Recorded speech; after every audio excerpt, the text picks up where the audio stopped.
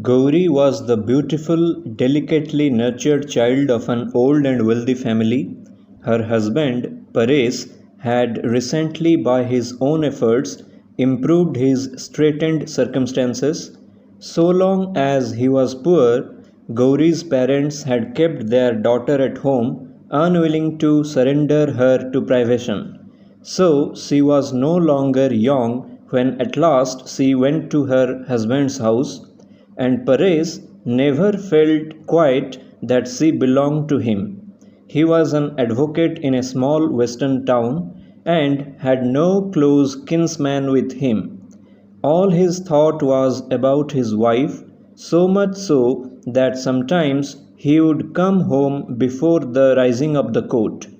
At first, Gauri was at a loss to understand why he came back suddenly.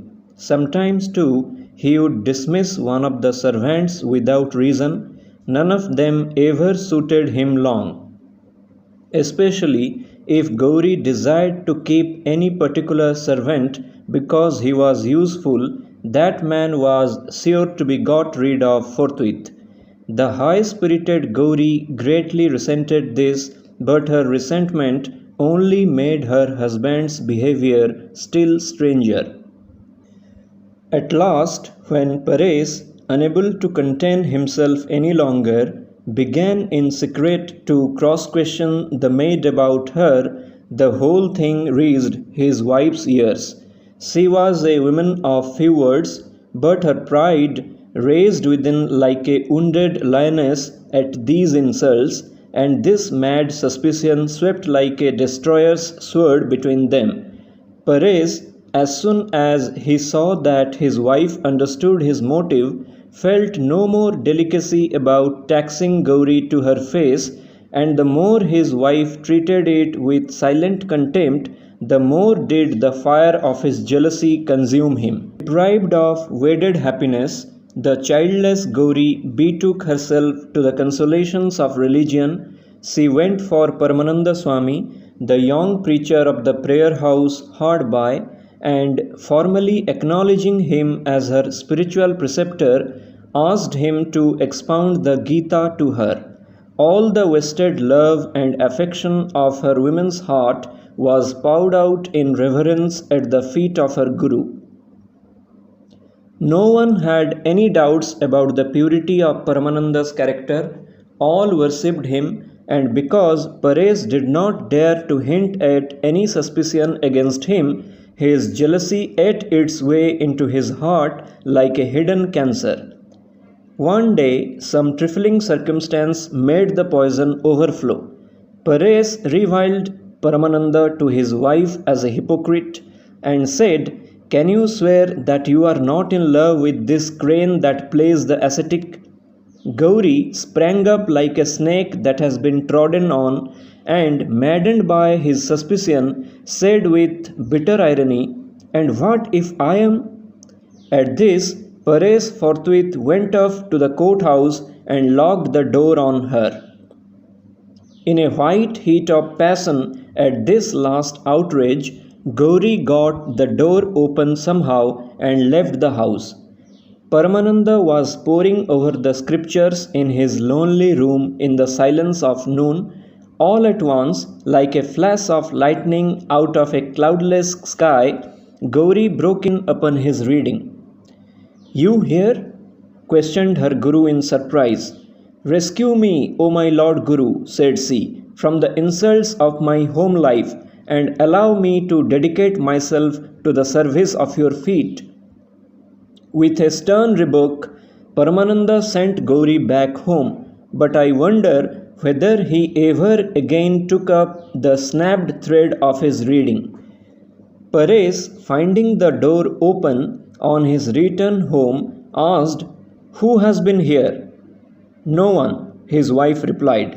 "I have been to the house of my Guru." "Why?" asked Pares, pale and red by turns. "Because I wanted to." From that day, Pares had a guard kept over the house and behaved so absurdly that the tale of his jealousy was told all over the town. The news of the shameful insults that were daily heaped on his disciple disturbed the religious meditations of Paramananda. He felt he ought to leave the place at once. At the same time, he could not make up his mind to forsake the tortured women. Who can say how the poor ascetic got through those terrible days and nights? At last, one day, the imprisoned Gauri got a letter. My child, it ran, it is true that many holy women have left the world to devote themselves to God. Should it happen that the trials of this world are driving your thoughts away from God, I will with God's help rescue his handmaid for the holy service of his feet.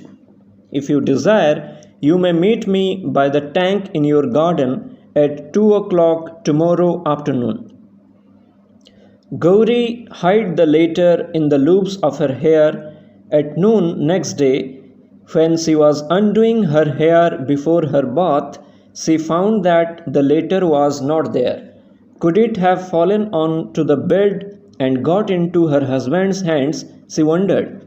At first, she felt a kind of fierce pleasure in thinking that it would enrage him, and then she could not bear to think that this letter, worn as a halo of deliverance on her head, might be defiled by the touch of insolent hands.